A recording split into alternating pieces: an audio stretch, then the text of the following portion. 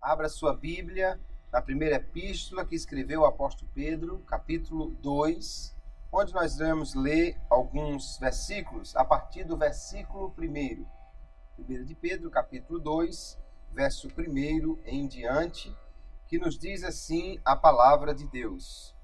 Deixando, pois, toda a malícia e todo o engano, e fingimentos e invejas e todas as murmurações, desejai afetuosamente, como meninos novamente nascidos, o leite racional, não falsificado, para que por ele vades crescendo, se é que já provastes que o Senhor é benigno. Amém.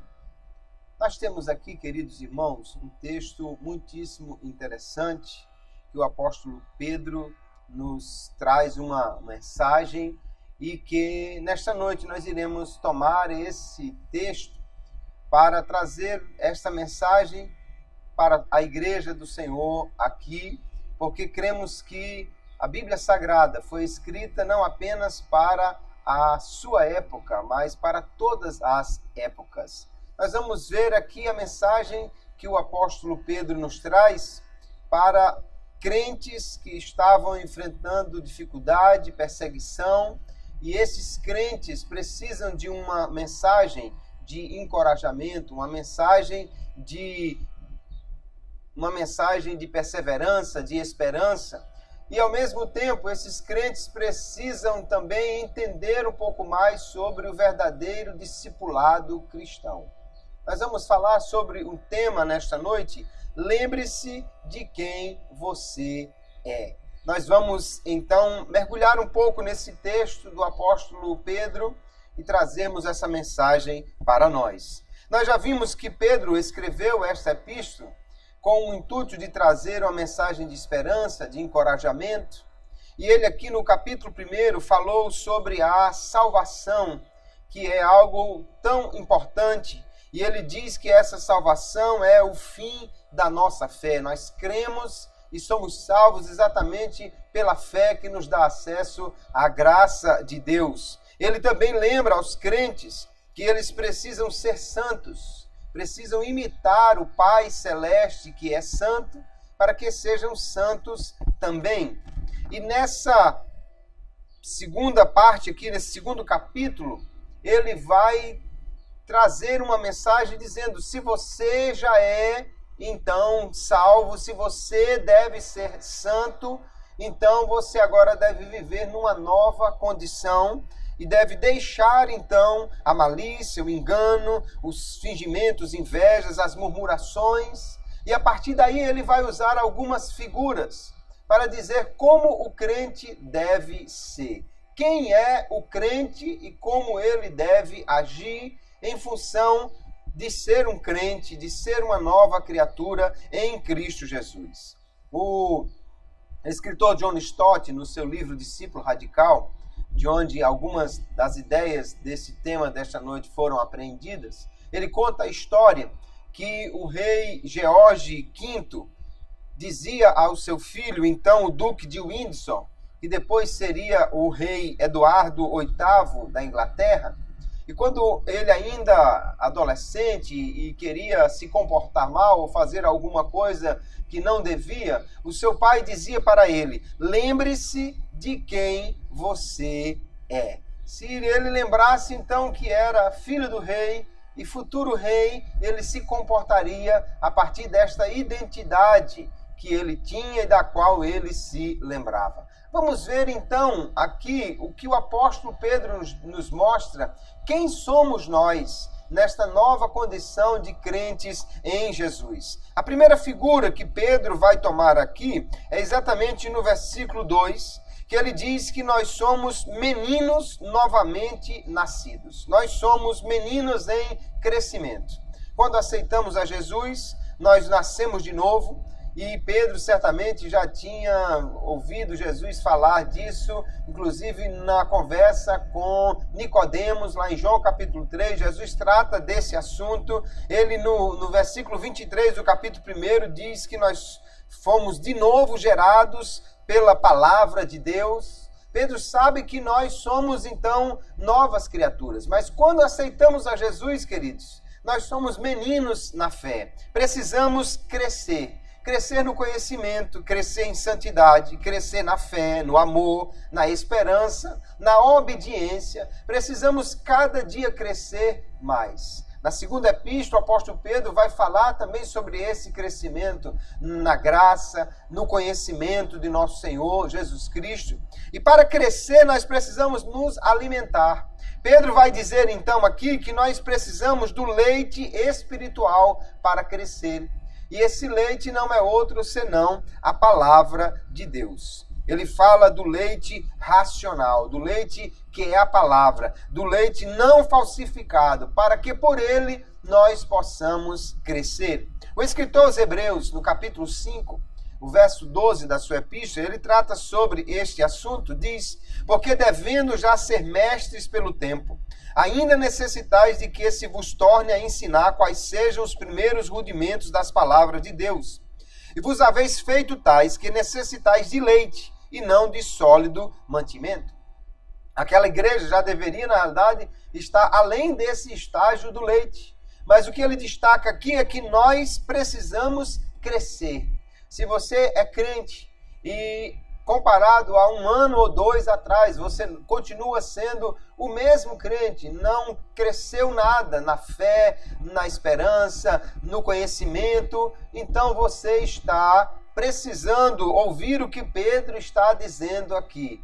Nós precisamos, como meninos novamente nascidos, desejar afetuosamente o leite para crescer.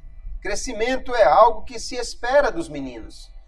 Toda criança, ela quer crescer e ela pede ao pai que a meça, ela encosta lá num local, numa parede, o pai vai fazer a medição e às vezes uma semana depois o menino já quer se medir novamente para ver quanto cresceu. Nós também precisamos ter esta preocupação na vida espiritual, de estar constantemente crescendo. Efésios capítulo 4, o apóstolo Paulo vai falar também sobre os dons que Deus dá à igreja para que ela possa crescer. E no versículo 14 ele diz: para que não mais sejamos meninos inconstantes, levados ao redor por todo o vento de doutrina, pela fraudulência dos homens, pela astúcia tendente à maquinação do erro. Antes, seguindo a verdade em amor, cresçamos em tudo naquele que é a cabeça, Cristo.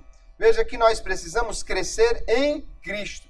E para isso precisamos seguir a verdade, ou seja, acompanhar o que a palavra nos diz. Ela é que nos dá este alimento para o crescimento da alma. É interessante que Pedro vai dizer que nós devemos desejar afetuosamente o leite.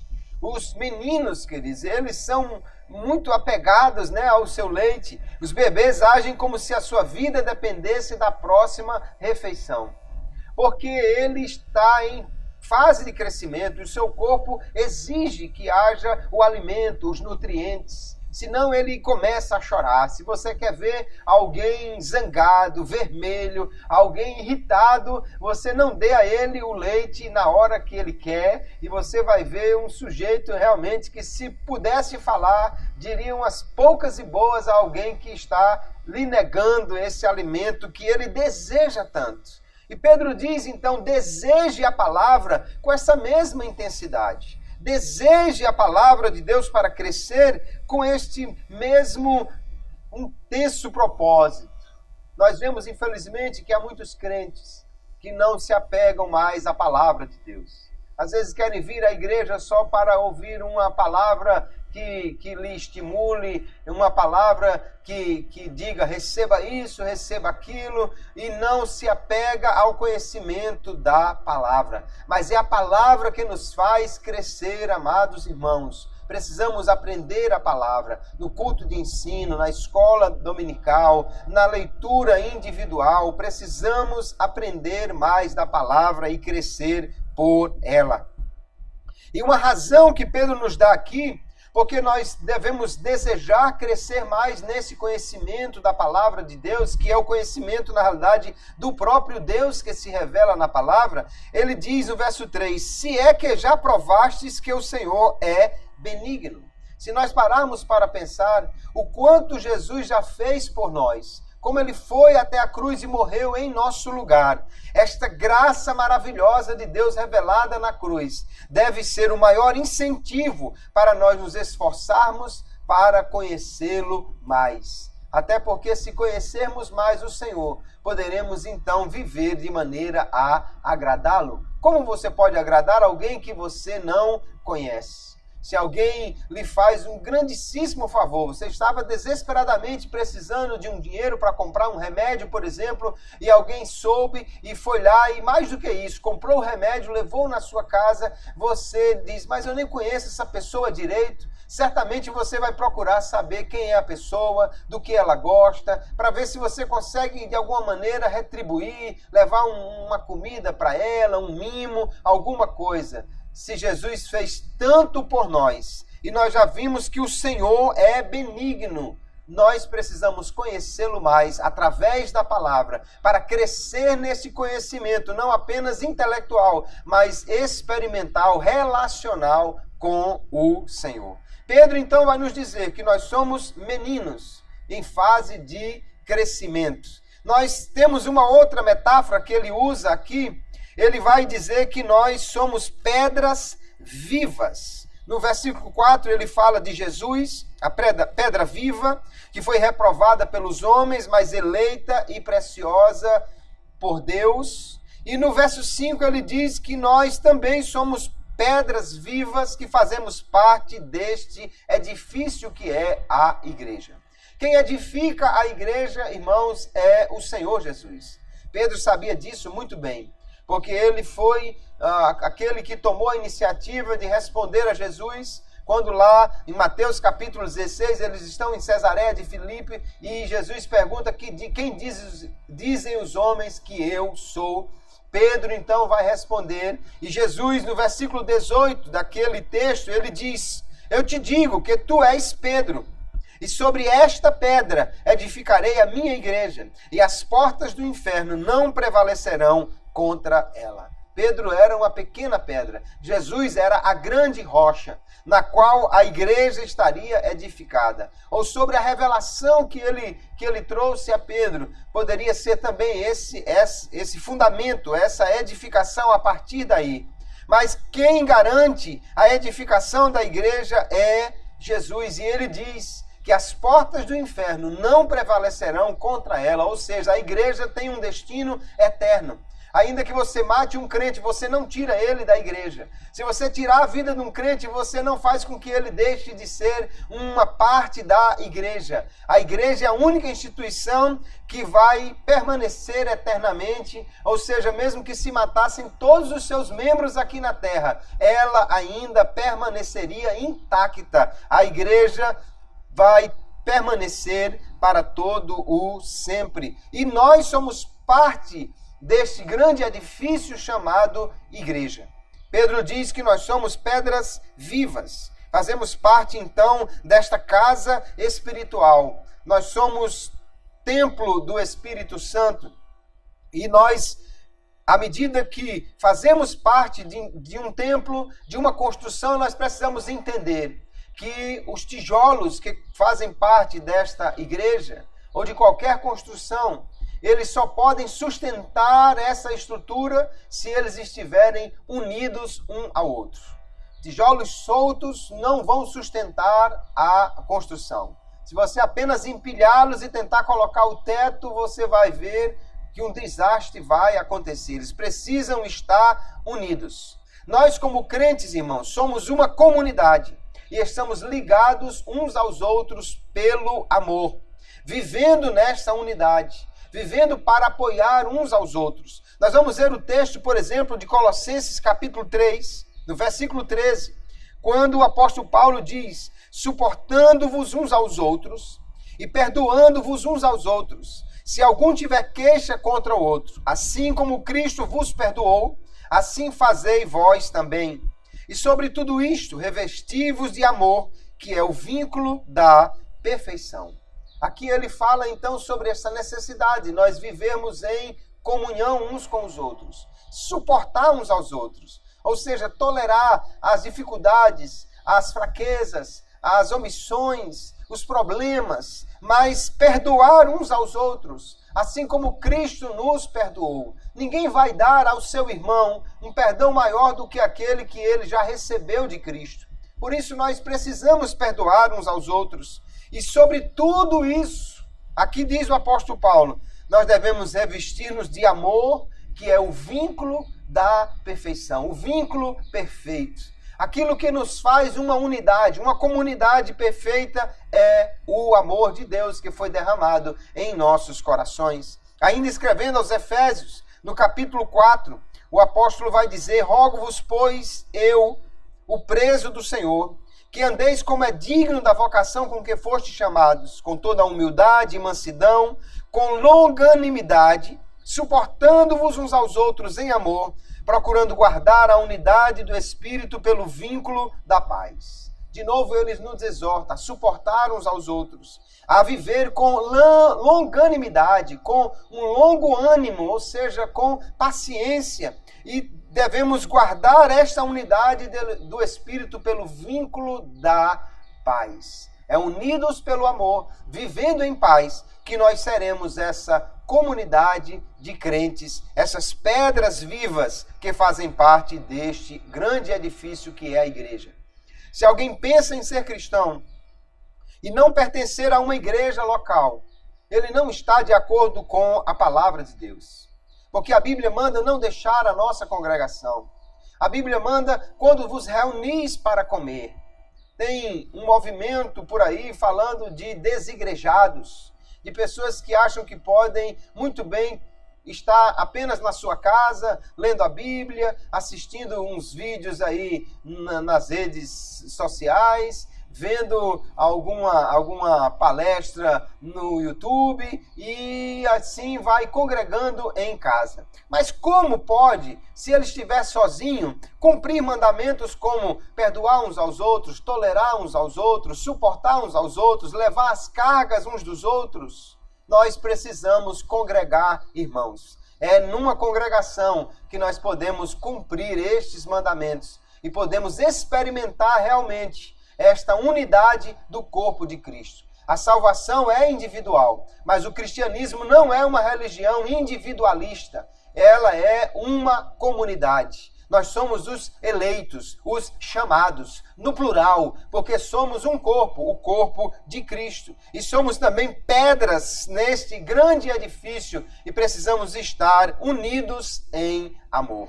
O apóstolo Pedro ainda continua usando outras figuras para nos falar de quem nós somos. E ele vai dizer em seguida, no mesmo versículo 5, que nós somos sacerdócio santo. E depois no verso 9 ele diz que nós somos sacerdócio real. Nós somos sacerdotes, sacerdotes santos, sacerdotes purificados. E aí certamente Pedro está lembrando dos sacerdotes do Antigo Testamento. Qual era o grande privilégio que tinha o sacerdote no Antigo Testamento? Ele tinha dois privilégios. O primeiro, ele tinha acesso a Deus. Só os sacerdotes podiam entrar no templo. E só o sumo sacerdote, uma vez por ano, poderia entrar no Santo dos Santos, onde a presença de Deus se manifestava sobre o propiciatório, a tampa da arca, no meio dos querubins. Assim mesmo, debaixo de uma fumaça, pois o incensário estava ali dentro, para que ele não se expusesse muito àquela visão, de forma que ele não poderia suportar se olhasse realmente a glória de Deus manifesta ali. Ele tinha acesso a Deus. E outro privilégio do sacerdote é que ele podia oferecer sacrifícios a Deus. Ele podia oferecer a Deus as ofertas. Na realidade, só ele podia fazer isso. Quando alguém trazia um animal, ou quando alguém trazia uma oferta de farinha, ou as primícias da sua colheita, ele não ia lá e apresentava aquilo diretamente a Deus. Ele entregava ao sacerdote, lá na porta do pátio. E o sacerdote é que levava perante o altar e fazia aquela entrega. Então era privilégio do sacerdote fazer isso.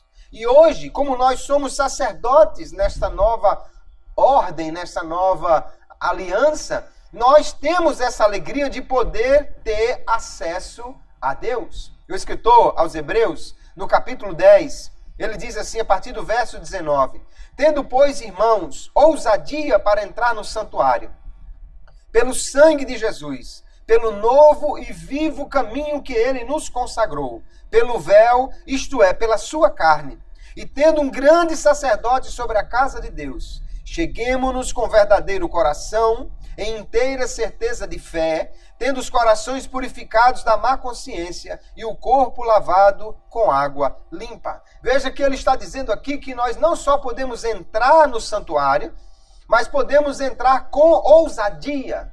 Ora, mesmo o sacerdote do Antigo Testamento, ele entrava no Santo dos Santos com muita reverência e mesmo com temor. Porque se ele não tivesse feito uma completa purificação, ou se ele trouxesse algum elemento de pecado, de impureza, ou algum elemento estranho, aquilo que ele deveria levar ali, ele poderia ser fulminado, como aconteceu com os dois filhos de Arão. Nós vemos que o mesmo sumo sacerdote, ele entrava com certo receio, mas o que nos convida o escritor aqui aos Hebreus é entrar com ousadia no Santo dos Santos. Por quê? Porque já temos a perfeita purificação pelo sangue de Jesus e temos esse grande sacerdote que nos orienta em tudo, que nos permite esse acesso que é Jesus. Nós somos então sacerdotes, podemos não somente ter acesso à presença de Deus, mas também podemos oferecer sacrifícios espirituais. Pedro diz que nós podemos oferecer, no verso 5, sacrifícios espirituais agradáveis a Deus por Jesus Cristo. Ele está falando da nossa adoração, ele está falando daquilo que podemos trazer para o Senhor. O sacerdócio universal de todos os crentes diz que nós todos podemos trazer os nossos sacrifícios à presença de Deus. Que sacrifício certamente Pedro tem em mente? Ora, nós podemos trazer muitos sacrifícios a Deus. No capítulo 13 e o verso 15 da Epístola aos Hebreus, ele que fala tanto de sacrifícios, nos diz assim: portanto, ofereçamos sempre por ele a Deus sacrifício de louvor, isto é, o fruto dos lábios que confessam o seu nome. E não vos esqueçais da beneficência e comunicação, porque com tais sacrifícios Deus se agrada. Então aqui o escritor dos Hebreus está falando de alguns sacrifícios que agradam a Deus. Primeiro ele diz o sacrifício do louvor. O sacrifício de, com os lábios, expressar a nossa adoração, dizer o quanto o Senhor é bom, o que Ele tem feito por nós, confessar o seu nome como nosso Senhor e Salvador. E alguém pode dizer, mas irmão, louvar a Deus não é um sacrifício. No dia que você está muito bem, não é. Mas no dia que você estiver triste, no dia que você estiver sem dinheiro no bolso, no dia que você estiver abatido, no dia que você estiver frustrado, decepcionado com alguém, o louvor já não é tão fácil. Mas mesmo nesses dias difíceis, louve ao Senhor. Abra sua boca e glorifique a Ele. Exalte o nome dEle, porque Ele é maravilhoso. Alguém diz assim, não, quando eu sentir, eu vou dar glória a Deus. Mas eu digo a você, se você estiver sentindo, dê glória a Deus. E se você não estiver sentindo, dê glória a Deus da mesma forma, porque Ele é digno de louvor e de adoração, independentemente dos nossos sentimentos. Mas Pedro ainda fala de dois outros sacrifícios, da beneficência, ou seja, da bondade que mostramos para com os outros, quando nós fazemos algo para o irmão, quando atendemos a uma necessidade do irmão, nós estamos também fazendo isso ao Senhor. Não foi o que Jesus disse? Olha, eu estive preso, eu estive nu, eu estive com fome, com sede, vocês me atenderam. E os discípulos devem ter pensado, Jesus, eu nunca fui visitar o Senhor numa cadeia. Que história é essa? E Jesus disse, quando fizeste a um desses pequeninos, a mim me fizeste.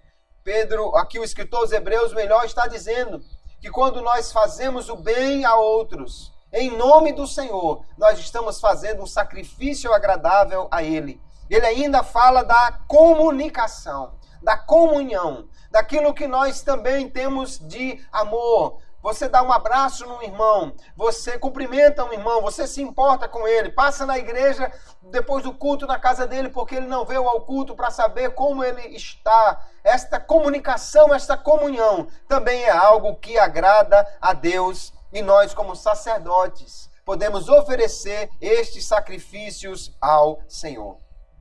Pedro então já disse que nós somos meninos em crescimento, que nós somos pedras vivas num edifício, que nós somos sacerdotes santos, mas ele continua dizendo que nós somos também povo de Deus.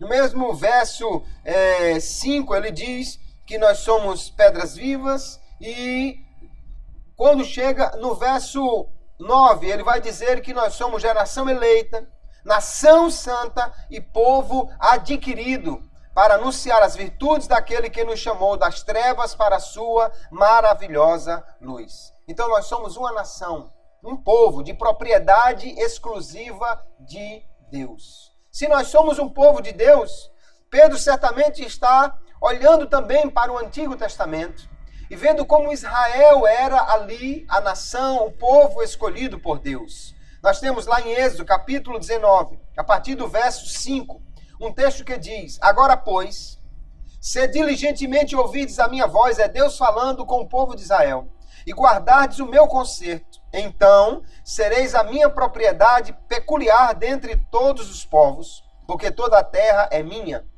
E vós me sereis reino sacerdotal e povo santo. Estas são as palavras que falarás aos filhos de Israel. Aqui Deus vai usar essas expressões que Pedro vai tomar emprestado para falar da igreja. Se Israel era o povo santo, o povo peculiar, o reino sacerdotal, Pedro vai dizer neste verso 9, nós somos o sacerdócio real, a nação santa, o povo adquirido. Somos o povo de Deus nesta nova aliança, assim como Israel era o povo de Deus na velha aliança. E para que Deus nos chamou? Para que ele nos separou como seu povo? Nós vamos ver lá em Isaías capítulo 43, o verso 21, que Deus diz assim: esse povo que formei para mim, para que me desse louvor. E nós então aprendemos que Deus nos chamou como seu povo para que nós o louvemos, para que nós o exaltemos. E Pedro vai dizer exatamente que nós somos povo adquirido para que anuncieis as virtudes daquele que vos chamou das trevas para a sua maravilhosa luz. Nós somos chamados, irmãos, para sermos testemunhas do Senhor, para anunciarmos o seu poder, as suas virtudes, para dizermos a este mundo quem ele é, para glorificarmos o seu nome. Em Atos capítulo 8 e o verso 1, nós vamos ver que o poder do Espírito Santo foi dado à igreja exatamente para isso.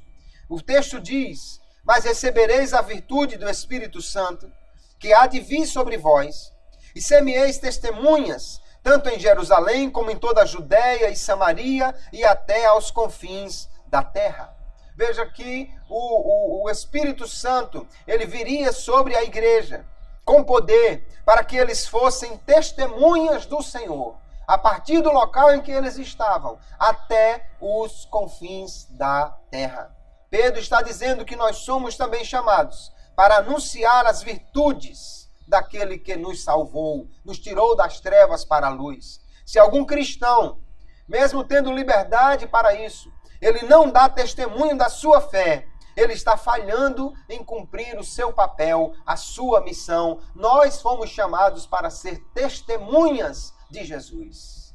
Nós não fomos chamados simplesmente para estar no banco, para estar aqui simplesmente ouvindo os cânticos, a palavra, para nos edificar pessoalmente, individualmente, mas fomos chamados também para dar testemunho daquele que nos salvou, daquele que nos tirou do pecado, daquele que nos fez novas criaturas. Se você, meu amado irmão, não consegue expressar a sua fé, não consegue testemunhar, você precisa rever isto. Você pode começar distribuindo um folheto, por exemplo. Eu não sei falar, explicar direito, mas você pode entregar um folheto a alguém.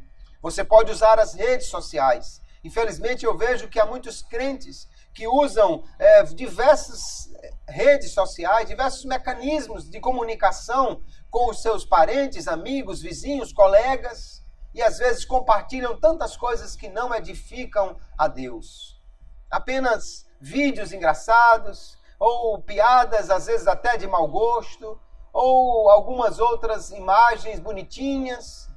Nós podemos aproveitar essas coisas também para anunciar que Jesus é o Salvador, que Ele pode tirar o homem das trevas e trazê-lo para a luz. Aproveite os seus muitos amigos nas redes sociais. Aproveite as suas muitas conexões através de aplicativos que você usa no celular para enviar mensagens para as pessoas. E fale de Jesus, porque Ele nos chamou para sermos povo seu e um povo que vai anunciar as suas virtudes, que vai proclamar aquilo que Ele faz. Ele é o Salvador de todo o mundo.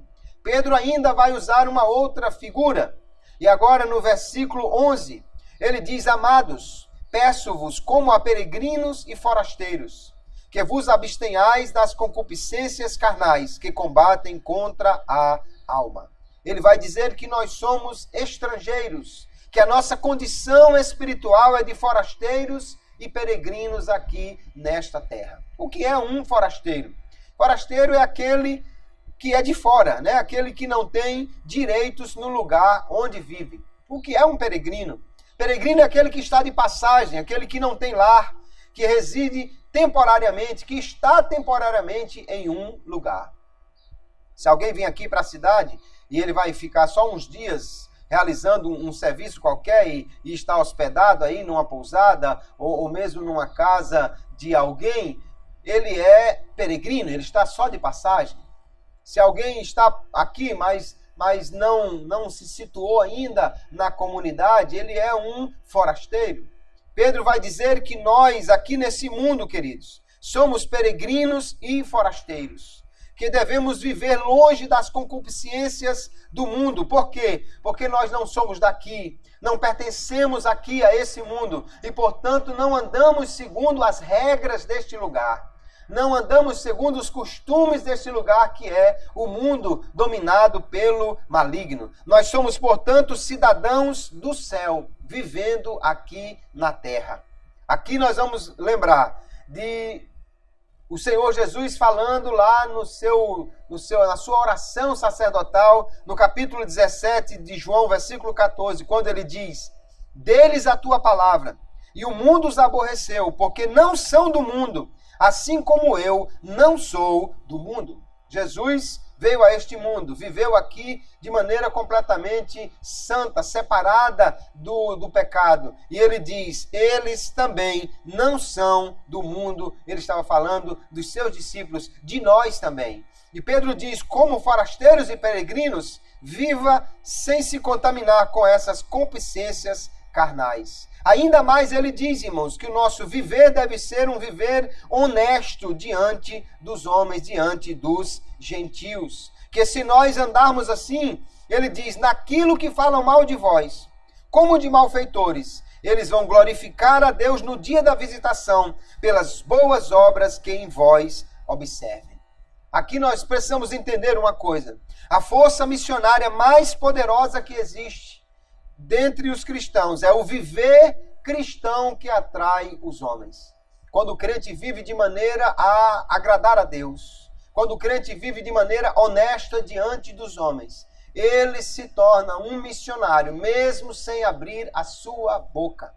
Há um ditado que diz, aquilo que você faz, fala tão alto que eu não ouço o que você diz. De fato, irmãos, o nosso comportamento, o nosso viver, as nossas ações, elas falam mais alto até do que as nossas palavras. Não adianta de nada alguém aqui na igreja fazer aquela pregação extraordinária, se na rua ele não se comporta de maneira que as pessoas o identifiquem como um verdadeiro cristão. Não adianta de nada aqui na igreja estar falando em mistérios, em línguas estranhas, se lá no mercadinho não paga a conta que fez. Não adianta de nada estar aqui na igreja com toda piedade, de mãos levantadas, adorando a Deus, se lá na rua briga com o vizinho, se lá na escola cola diante dos colegas, se lá no trabalho é um péssimo funcionário, vive brigando com os outros, fazendo fofoca, intriga ou qualquer coisa assim. A nossa vida, irmãos, tem que ser algo que glorifique a Deus. Os cristãos eram mal falados, eram caluniados no tempo de Pedro. Eles eram tidos como pessoas que viviam à margem da sociedade. Se dizia que porque eles praticavam a Santa Ceia, onde comiam o corpo e o sangue de Cristo, alguém dizia que os cristãos eram canibais. Porque os cristãos chamavam outros de irmãos. Eles diziam que eles eram licenciosos, que as suas reuniões eram verdadeiras festas onde se podia fazer de tudo. Os cristãos faziam a festa ágape, a festa do amor, e eles tomavam isso como uma expressão de licenciosidade, de sexo livre no meio deles. Os cristãos eram mal falados, mas Pedro vai dizer, se vocês andarem de forma honesta entre os gentios, aquilo que eles falam mal de vocês, eles vão glorificar a Deus no dia da visitação. Possivelmente ele esteve se referindo aqui o dia que o Espírito Santo falar ao coração desses homens e eles realmente verem quem são os crentes. No dia que o Espírito visitá-los desta maneira, eles vão glorificar a Deus pelas boas obras que viram nos crentes. Você quer ser uma testemunha viva de Jesus? Então dê bom testemunho aonde você vive. Dê bom testemunho na sua rua, no seu trabalho. Você comprou, pague. Você foi caluniado por alguém, não revide. O seu vizinho vive lhe perturbando, ore por ele. Comporte-se de maneira que as pessoas digam, ali vai um homem de Deus, uma mulher de Deus. Esse rapaz é de Deus, essa moça é uma crente verdadeira. E você vai ver que as pessoas irão lhe procurar para saber o que é que tem na sua vida que faz de você essa pessoa tão diferente.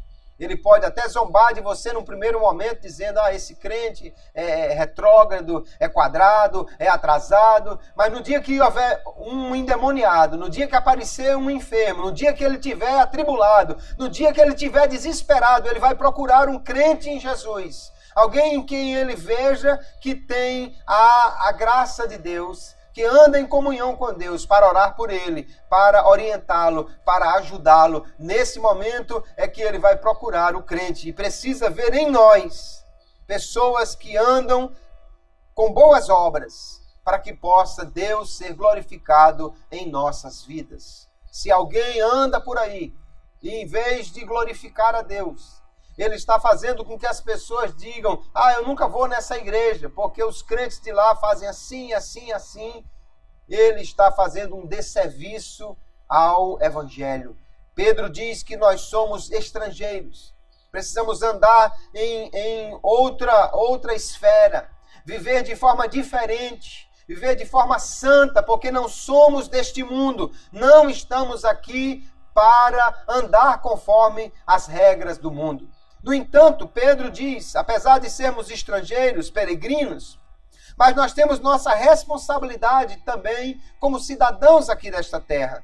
E ele diz no verso 13, sujeitai-vos, pois, a toda ordenação humana por amor do Senhor, quer ao rei como superior, quer aos governadores como por ele enviados para castigo dos malfeitores e para louvor dos que fazem o bem. Porque assim é a vontade de Deus, que fazendo o bem, tapeis a boca à ignorância dos homens insensatos. Nós temos também as nossas responsabilidades como cidadãos aqui desta terra. Nós vamos encontrar Paulo também aos Romanos, capítulo 13, falando sobre essa mesma responsabilidade do crente de ser submisso às autoridades, entendendo que toda autoridade vem de Deus. Isso não quer dizer, irmãos, que cada pessoa que foi eleita para ser prefeito, governador, presidente, foi Deus que escolheu aquela pessoa. A autoridade de Deus está no cargo que ela ocupa, não exatamente na pessoa. Nós podemos votar e muitas vezes fazemos escolhas erradas, mas o cargo que aquela pessoa ocupa, independentemente do caráter ou das suas ações, do seu comportamento, esse cargo tem uma autoridade que foi dada por Deus. Foi Deus que instituiu o governo humano. Jesus deu testemunho dessas coisas. Quando perguntaram o que o homem devia fazer, se devia obedecer a Deus ou a César, a questão dos impostos, Jesus pede uma moeda e diz assim, verso 17 do capítulo 12 do Evangelho segundo Marcos. Jesus respondendo disse-lhes: dai, pois, a César o que é de César, e a Deus o que é de Deus. E maravilharam-se dele. Jesus disse: nós precisamos cumprir as nossas obrigações para com Deus, mas também cumprir as nossas obrigações para com César. E Pedro diz que nós devemos honrar ao rei e sujeitar-nos a ele. Isso é extraordinário, irmãos, porque o rei de quem Pedro está falando não é ninguém menos do que Nero.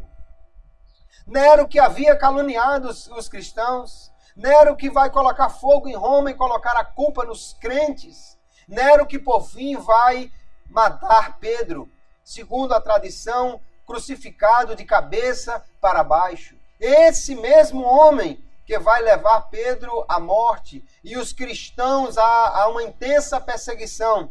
Pedro diz: nós devemos estar sujeitos à autoridade por amor do Senhor. É porque entendemos que Ele, o Senhor, é quem instituiu a autoridade do governo humano.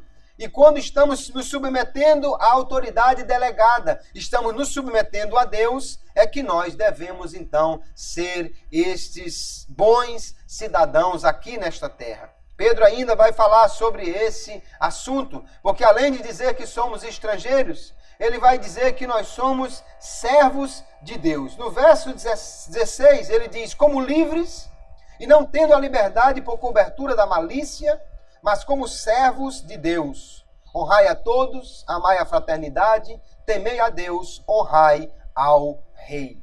Nós vemos então aqui que ele diz que nós devemos ser servos que vivem em submissão a Deus, mas também às autoridades delegadas por ele. Nós vamos entender, queridos, que a verdadeira submissão a que a Bíblia nos remete não é uma mera obediência externa, mas é uma obediência consciente a uma autoridade, entendendo que ela foi delegada por Deus. Jesus falou sobre essa autoridade delegada, como devemos nos submeter àquele que recebe a autoridade de Deus. Aqui nós temos João capítulo 13, o verso 20, por exemplo, quando Jesus diz: na verdade vos digo, que se alguém receber o que eu enviar, me recebe a mim. E quem me recebe a mim, recebe aquele que me enviou. Veja que ele está falando sobre poder, autoridade que foi delegada. O Pai delegou autoridade a Jesus e o enviou. Jesus enviou os seus discípulos e lhes deu também autoridade delegada. Assim ele diz: quem recebe o discípulo recebe a Cristo e recebe também o Pai, porque há uma única fonte de autoridade no mundo, que é Deus. Todas as autoridades são delegadas por Ele. Por isso Pedro vai dizer que nós devemos nos submeter a essas autoridades humanas, a ordenação humana, entendendo que essa ordenação humana, ela tem um papel. E qual seria o papel dela? É de castigar os malfeitores e louvar os que fazem o bem. Quando o governo humano não faz isso, ele está indo de contrário à autoridade que ele recebeu de Deus. Ainda assim, nós devemos ser submissos, desde que isso não entre em conflito com a palavra de Deus ou a ordenança de Deus para nós. Se o governo manda que nós façamos uma coisa, mas a palavra de Deus diz que nós não devemos fazer isso, então aí olhamos como os discípulos, lá em Atos capítulo 5, para o poder maior que é de Deus, e dizemos como eles: mais importa obedecer a Deus do que aos homens. Mas aqui nós temos uma ordem, nós temos um mandamento de nos submeter a Deus, e porque somos servos dele, submetemos também às autoridades. Aqui na época de Pedro havia um governo autoritário. O imperador tinha poder de vida ou de morte. Bastava um polegar levantado ou um polegar baixado para alguém viver ou morrer. Então, tudo que alguém poderia dar a esse governo era a submissão total. Mas nos dias de hoje, nós vivemos num governo, pelo menos no nosso país, em um governo democrático. Assim, então, não nos resta apenas a obediência passiva, mas também a cooperação com esse governo. Ou seja, devemos fazer o melhor como cidadãos para que vivamos bem aqui nessa terra.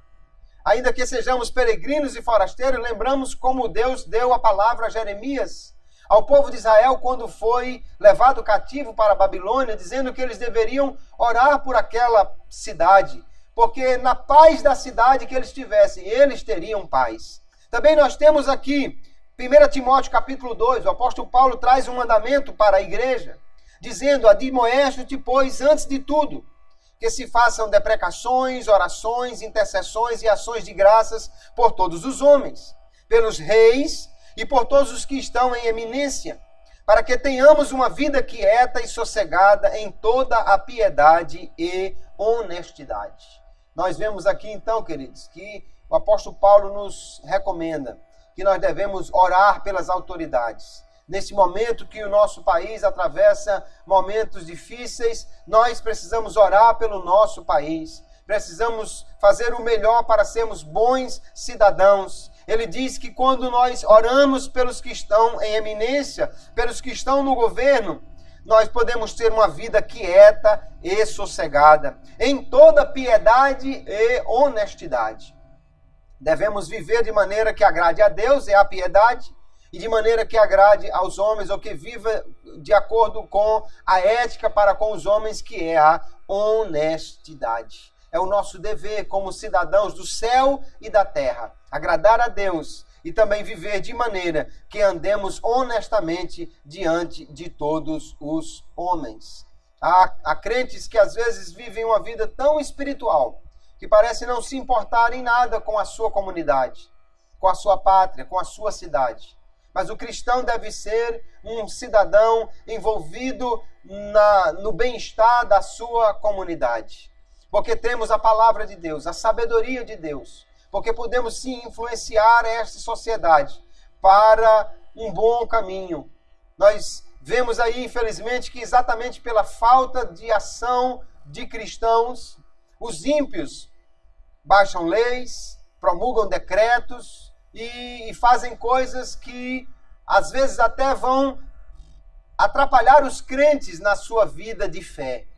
Mas se os cristãos fizerem bem a sua parte, como cidadãos do céu e cidadãos da terra, poderão cumprir bem o seu papel. Aqui o apóstolo vai concluir dizendo que nós devemos viver como livres, mas não tendo a liberdade por cobertura da malícia, mas vivendo como servos de Deus. E aí nós entendemos, irmãos, que a liberdade do cristão não é a liberdade de fazer qualquer coisa, mas a liberdade de agradar a Deus. O único homem que é verdadeiramente livre para fazer aquilo que agrada a Deus é o crente em Jesus. Porque ele foi liberto deste domínio do pecado e agora pode viver de maneira que agrade a Deus. E aí nós vemos Pedro dizendo: honrai a todos, honrar a todos os homens, ter a nossa liberdade com responsabilidade, honrar aos homens, amar a fraternidade, temer a Deus, honrar ao rei. São as palavras de Pedro aqui. Eu vejo, infelizmente, que muitos cristãos, às vezes, espalham piadas sobre os governantes de maneira irreverente, de maneira até irresponsável. Nós podemos sim criticar os atos errados de algum governo, mas como cristão temos a responsabilidade de honrar ao rei e de honrar a todos. O cristão não deve viver dessa maneira como os ímpios, com piadas que atinjam o caráter dos governantes, porque não é isso que manda a palavra de Deus. Sim, podemos denunciar erros, sim, podemos falar de falhas no seu governo, mas devemos honrar as pessoas que lá estão, entendendo que é Deus quem dá autoridade a eles. Então veja, queridos, que o apóstolo Pedro aqui vai traçar um quadro bastante amplo, usando diversas figuras e expressões de quem somos nós. Quem são os discípulos de Jesus, os crentes? Primeiro ele vai dizer que nós somos crianças recém-nascidas que fomos chamados para crescer. Depois ele vai dizer que nós somos pedras vivas, que fomos chamados para a comunhão, viver em amor. Depois ele diz que nós somos sacerdotes santos, chamados para adorar a Deus. Depois somos povo de propriedade particular de Deus, chamados para testemunhar dele. Ainda ele disse que somos estrangeiros e peregrinos, e que fomos chamados para viver em santidade, rejeitando as concupiscências do mundo. E ainda por último ele disse que nós somos servos de Deus, chamados a uma dupla cidadania, cidadãos do céu, também vivendo como cidadãos desta terra. E se nós olharmos para todo este quadro que o apóstolo Pedro está traçando, nós vemos, queridos, que aqui há um equilíbrio que nós precisamos viver na nossa vida cristã. E se nós observarmos este equilíbrio e se cumprirmos estas coisas, nós poderemos ser verdadeiros discípulos de Jesus. Lembrando-nos daquela palavra que o rei George V dizia ao seu filho, quando ele estava agindo de forma diferente do que deveria: lembre-se de quem você é. Se os cristãos se lembrarem de quem eles são, se eles olharem para a palavra como nos deixou aqui escrita o apóstolo Pedro, e eles colocarem em prática isso, veja que eles serão excelentes discípulos de Jesus. Em primeiro lugar, nós somos chamados ao discipulado individual, mas também à comunhão corporativa. Nós precisamos crescer, mas não de forma isolada dos irmãos. Nós precisamos cada dia ampliar o nosso conhecimento, mas não de maneira que esse conhecimento nos isole, nos separe das pessoas, pelo contrário. Nós precisamos viver uma vida de discipulado contínuo, mas uma vida de comunhão com os irmãos, porque somos uma só família. Nós temos também o chamado para adorar a Deus, para prestar a Ele o nosso culto. Mas da mesma forma, somos chamados para testemunhar dele, mostrando ao mundo a nossa fé. Não podemos, como igreja, viver apenas dentro das quatro paredes. É muito bom estar na igreja, adorar a Deus, ouvir os cânticos, receber a palavra, estar em oração, em comunhão com os irmãos. Isso é muito bom, irmãos. Mas há pessoas lá fora que estão morrendo sem Deus, sem paz, sem salvação. Nós não podemos ficar aqui apenas dentro das quatro paredes. Precisamos ir lá fora e testemunhar. Cada crente é chamado a ser uma testemunha de Jesus. Na sua rua, na sua casa, no seu trabalho, na sua escola, aonde quer que nós estejamos. E somos ainda chamados para viver como peregrinos, mas também para a cidadania terrestre. Não apenas como cidadãos dos céus. Não, eu não sou daqui, estou de passagem, não quero me envolver com as coisas desta terra. Mas a Bíblia manda que nós, para termos uma vida quieta e sossegada, oremos pelo governo. Busquemos a paz da nossa cidade. E nós precisamos, então, cumprir os nossos deveres, tanto para com os céus, aos quais pertencemos, mas também os nossos deveres para com a terra, aonde nós estamos vivendo. Somos chamados então à santidade e também à cidadania. Não apenas seres espirituais andando nesta terra, mas homens de Deus, homens do céu, fazendo o melhor para que na terra se viva de maneira a agradar a Deus, a glorificar a Ele. Então, se nós nos lembrarmos de quem nós somos, que somos chamados para todas estas coisas, poderemos ser os melhores cidadãos, os melhores homens, de forma a agradar a Deus, a dar bom testemunho com a nossa vida e vivermos de maneira que o Senhor seja glorificado, o seu nome seja exaltado, as pessoas conheçam o Senhor e nós andemos de maneira santa e irrepreensível diante dele. Lembre-se de quem você é.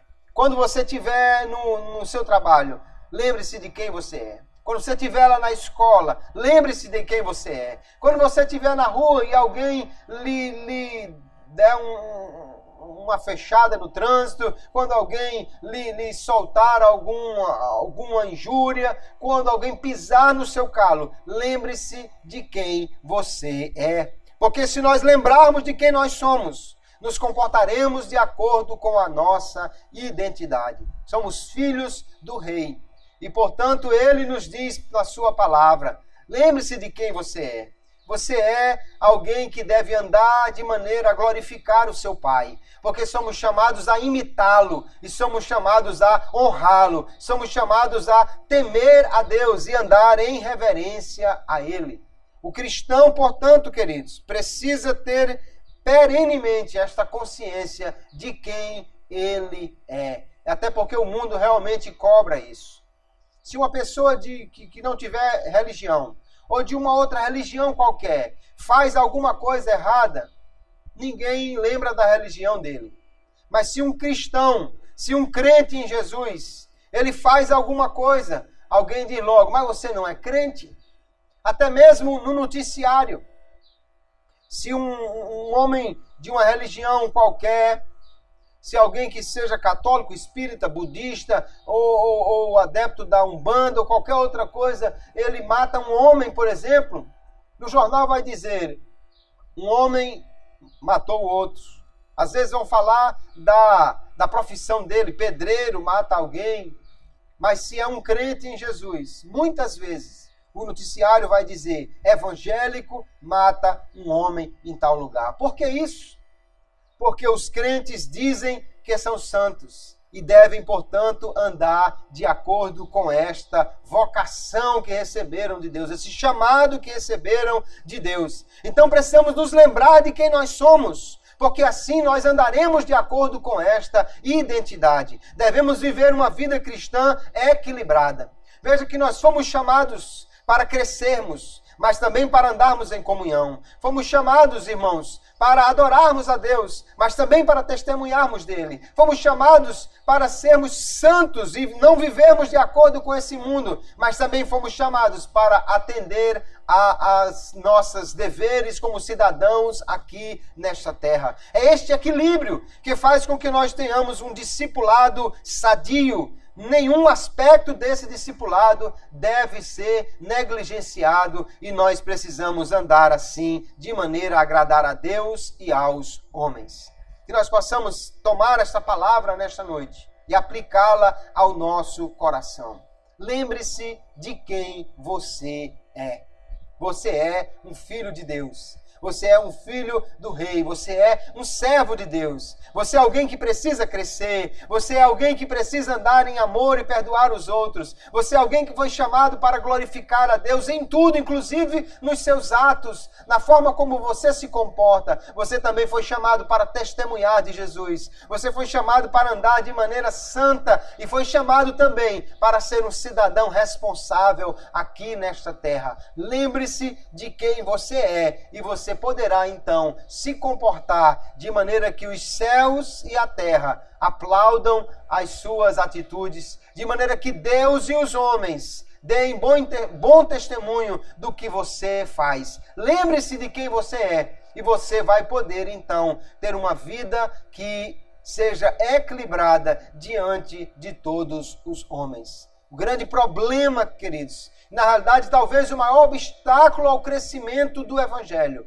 é que há muitos crentes que não lembram de quem eles são e se comportam de maneira que a palavra de Deus, a própria Bíblia vai dizer, é blasfemada por causa de crentes, de pessoas que deveriam lembrar-se de quem são, mas se comportam de maneira totalmente equivocada. Quando você vê alguém que se diz cristão envolvido na corrupção, isto está desonrando o nome de Deus. Quando você vê alguém que se diz cristão trazendo um comportamento que até muitos ímpios reprovam porque não andam daquela forma, isso desonra o nome de Deus. Se nós queremos viver de maneira a agradar o nosso Pai, a imitá-lo e ser santo como Ele é, então lembre-se de quem você é e ande de acordo com a sua identidade. Que Deus em Cristo nos abençoe, que esta palavra esteja no nosso coração e que possamos aplicá-la à nossa vida todos os dias. Amém, queridos?